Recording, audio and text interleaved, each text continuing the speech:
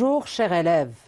Avant de commencer la présentation de nos leçons, il est judicieux de diffuser le programme de l'économie générale et ses compétences pour les deux filières sciences économiques et gestion comptable. Alors là, le programme de formation deuxième année du baccalauréat, l'économie générale et statistique, filière sciences économiques et sciences de gestion comptable. Alors, les compétences de la matière pour la filière sciences économiques. Dans un premier temps, c'est d'apporter les connaissances, un certain nombre de vocabulaire, des concepts, des notions et outils statistiques qui seront indispensables à l'étude des phénomènes économiques et utiles pour la poursuite d'études supérieures. Une deuxième compétence générale, c'est de contribuer à la formation de l'élève en tant que citoyen, en lui permettant de comprendre l'environnement socio-économique dans lequel il vit. Une troisième compétence, c'est de participer à la formation générale de l'élève en lui faisant acquérir des méthodes, des modes de pensée qui développent le sens de l'observation, la capacité d'analyse, le souci d'objectivité et la rigueur intellectuelle. C'était les compétences recherchées à travers l'économie générale pour la filière sciences économiques. Pour les compétences de la matière, pour la filière sciences de gestion comptable. Alors, à titre d'indication, cette filière, c'est-à-dire dans cette filière, on ne va pas étudier le côté théorique, mais on va s'attaquer tout simplement au côté pratique des choses. Alors, une première compétence, c'est de motiver les élèves en leur permettant d'appliquer les connaissances acquises dans des situations concrètes. Deuxième compétence, c'est d'aider l'élève à comprendre son environnement socio-économique sans chercher à théoriser les observations qu'il a pu faire. Donc, on ne voit que le côté pratique et non pas le côté théorique. Troisième compétence, toujours de la filière sciences de gestion comptable, c'est de développer l'autonomie des élèves par l'élaboration de travaux personnels ou en groupe, tels que la présentation des dossiers, des recherches, des exposés, etc., en utilisant l'outil informatique et les divers outils de communication qui peuvent être mis à leur disposition. Première partie s'intitule « Les concepts économiques de base ». Alors, cette partie est adressée pour les deux filières, en même temps les sciences de gestion comptable et les sciences économiques.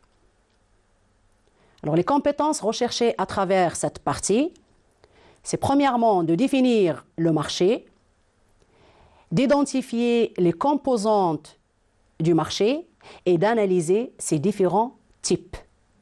La deuxième compétence, c'est de définir, de calculer, d'analyser les agrégats de la comptabilité nationale et mesurer leur évolution par l'intermédiaire des indices simples. Troisième compétence, élaborer le circuit économique élargi d'une économie ouverte, fictive ou réelle. Alors remarque, les élèves ont déjà élaboré un circuit simplifié, mais un circuit d'une économie fermée en première année. Alors là, en deuxième année, on va voir un circuit élargi qui comporte en même temps les agents économiques et les différents marchés. Le chapitre 1 de la première partie, il s'intitule « Le marché ». Alors dans ce chapitre, on va voir les compétences intermédiaires suivantes. Premièrement, on doit distinguer le sens concret du sens abstrait du marché. On va appréhender le marché à travers ses différentes composantes. On va repérer les types de marché selon l'objet et on va analyser chaque type de marché à partir de ses différentes composantes. Les séquences de ce chapitre. Alors dans ce chapitre, on va voir dans un premier temps la notion du marché, dans laquelle on va essayer de définir le marché dans les deux sens, soit le sens abstrait, soit le sens concret.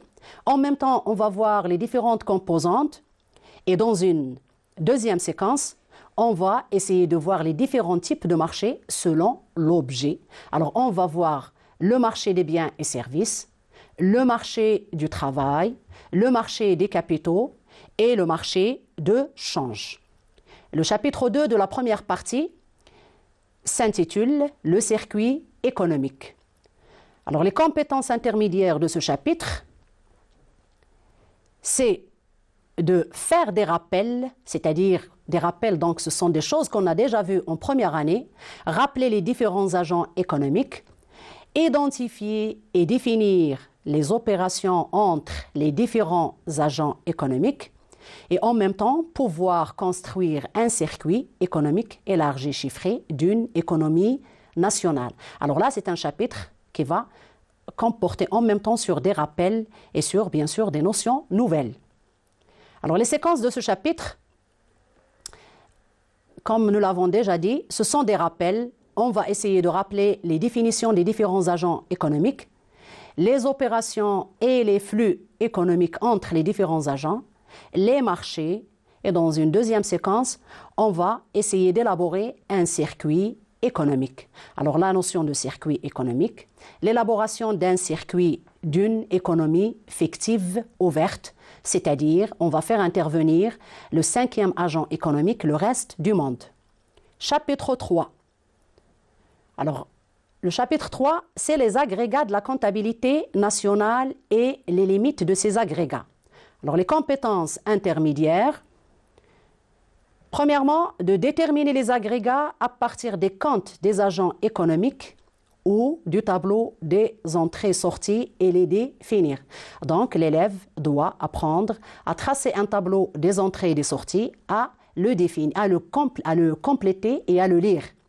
Dans une deuxième compétence, on doit mesurer l'évolution des agrégats par l'indice simple. Et dans une troisième compétence, c'est d'identifier les limites de la comptabilité nationale et en même temps les limites de certains agrégats tels que le produit intérieur brut. Les séquences de ce chapitre. La première séquence va nous permettre de déterminer les agrégats à partir des documents comptables, en même temps de définir ces agrégats. Et la séquence 2 nous permet de mesurer l'évolution d'un agrégat en calculant l'indice simple. Et bien sûr, de calculer l'indice simple, d'identifier son utilité et de calculer ses propriétés. Troisième séquence, c'est de déterminer les agrégats à partir des documents comptables et de les définir. Deuxième partie, alors cette partie, comme vous le remarquez, est adressée aux sciences de gestion comptable et aux sciences économiques. Elle s'intitule « L'intervention de l'État ». Alors, on doit faire intervenir l'État parce qu'on a relevé des défaillances sur le marché, c'est-à-dire un certain déséquilibre sur le marché. Alors, les compétences recherchées. Cerner la nécessité et les moyens d'action des politiques monétaires et budgétaires. Le chapitre 1 s'intitule « L'insuffisance de l'intervention par le marché », c'est-à-dire le marché va relever des déséquilibres entre l'offre et la demande, ce qui va nous permettre de faire intervenir l'État. Alors, les compétences intermédiaires, c'est de définir la régulation par le marché, d'identifier dans un deuxième temps les régimes de marché. Alors, on va faire appel aux deux sortes de régimes, les régimes théoriques et les régimes réels. Troisième compétence, on va déterminer la situation d'équilibre pour la concurrence pure et parfaite et le monopole. C'est-à-dire, on va déterminer le prix d'équilibre et on va déterminer la quantité optimale pour l'entreprise. Quatrième compétence, reconnaître les caractéristiques des marchés réels, l'oligopole et la concurrence imparfaite. Alors, l'oligopole, on va voir en même temps l'oligopole en paix et l'oligopole en guerre.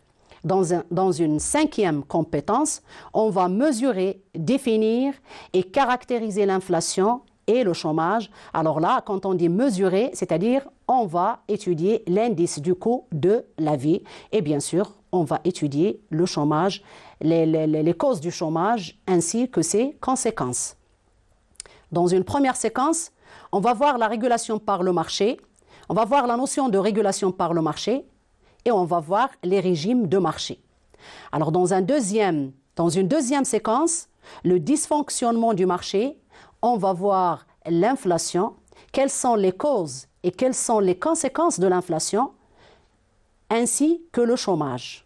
Le chapitre 2, c'est les instruments de l'intervention de l'État. Puisqu'on a relevé des déséquilibres sur le marché, donc on va faire intervenir l'État. Alors les compétences intermédiaires, expliquer le poids de l'État dans les économies modernes, définir la politique économique en distinguant la politique structurelle de la politique conjoncturelle. On va définir et on va identifier les formes de la monnaie et expliquer les mécanismes de sa création, comment se crée la monnaie. On va faire connaître le système financier marocain et identifier les objectifs et les actions de la politique monétaire. Troisièmement, on va identifier la structure et le poids des finances de l'État et on va apprécier les objectifs et les actions de la régulation budgétaire. Alors, parmi les séquences de cette partie, il y a premièrement la politique économique. Alors, dans la politique économique, on va définir, c'est-à-dire la notion de la politique économique, quels sont les objectifs de la politique économique conjoncturelle et précisément le carré magique. Alors, deuxième séquence, c'est la politique budgétaire. On va étudier le budget de l'État et on va voir la régulation par le budget. C'est-à-dire, on va un petit peu voir la politique de relance et la politique expansionniste. Alors, dans une troisième séquence, c'est la politique monétaire. Alors, on va voir la monnaie, le système financier marocain, les objectifs et les actions de la politique monétaire. La troisième partie, c'est une partie qui s'intitule « Les échanges extérieurs ». Alors, c'est une partie qui est adressée en même temps aux sciences de gestion comptable et aux sciences économiques. Mais pour les sciences de gestion comptable, on va s'intéresser à l'aspect pratique et non pas à l'aspect théorique, comme c'est le cas pour les sciences économiques. Alors, dans cette partie, les compétences recherchées, c'est d'appréhender les outils d'analyse et interpréter la situation et l'évolution. Dans un premier chapitre, on va voir les fondements théoriques, c'est-à-dire la mesure et l'analyse des échanges extérieurs par des indicateurs de mesure. On va voir dans les compétences intermédiaires, une première compétence, c'est d'analyser les soubassements théoriques des échanges extérieurs et d'identifier les outils de mesure et d'analyser les échanges. La première séquence est les fondements théoriques. On va un petit peu voir le protectionnisme, le libre-échange. Alors, par exemple, là, pour les sciences de gestion comptable, ils ne vont pas étudier le protectionnisme et le libre-échange. Ils vont directement entamer la séquence par les outils de mesure et les indicateurs. Chapitre 2, c'est l'ouverture de l'économie. Alors, les compétences intermédiaires dans ce chapitre, c'est premièrement de constater et d'apprécier l'évolution des échanges. Deuxièmement, analyser le degré d'ouverture de l'économie marocaine à travers, bien sûr, des indicateurs et des mesures. Alors, la première séquence, c'est l'économie mondiale, dans laquelle on va voir la nature des échanges internationaux, l'évolution des échanges internationaux, les pôles et les zones d'intégration régionale, et l'institution de régulation des échanges internationaux, l'Organisation mondiale du commerce. Constat, alors deuxième séquence, c'est l'économie marocaine. On va faire un constat et une analyse de l'économie marocaine ainsi que ses perspectives. La quatrième partie, comme vous le remarquez, chers élèves, elle ne concerne que les sciences économiques. Alors, il s'intitule « Le développement et les perspectives d'évolution ». Alors, dans cette partie, on va s'intéresser aux compétences suivantes, observer, analyser et expliquer l'état du développement, puis le situer dans un contexte évolutif. Dans un premier chapitre, on va voir le développement. les compétences de ce chapitre sont les suivantes. Premièrement, préciser la notion de croissance et de développement et en même temps distinguer la croissance du développement. Deuxièmement, identifier les indicateurs de développement. Troisièmement, identifier les théories explicatives du sous-développement. Et quatrièmement, recenser les stratégies de développement et les choix sectoriels de l'économie marocaine. Les séquences de ce chapitre, dans une première séquence, on va voir les notions de base, la croissance, le développement, la notion du sous-développement. Dans une deuxième séquence qui s'intitule les indicateurs du sous-développement, on va voir les indicateurs économiques, les indicateurs humains, les indicateurs sociaux et la classification des pays. Alors, chapitre 2, la mondialisation. Alors, la mondialisation, les compétences recherchées à travers ce chapitre, c'est de cerner la notion de mondialisation et d'identifier ses différents aspects. Deuxièmement, analyser les effets de la mondialisation. Troisièmement, proposer une stratégie appropriée. Les conséquences de la mondialisation sont les suivantes. Une première conséquence, la notion de la mondialisation. Quelles sont ses manifestations? Quels sont ses effets économiques? Quels sont ses effets socio-culturels? Et bien sûr, quelles sont les stratégies à adopter face à la mondialisation? Troisième chapitre, c'est la nouvelle économie.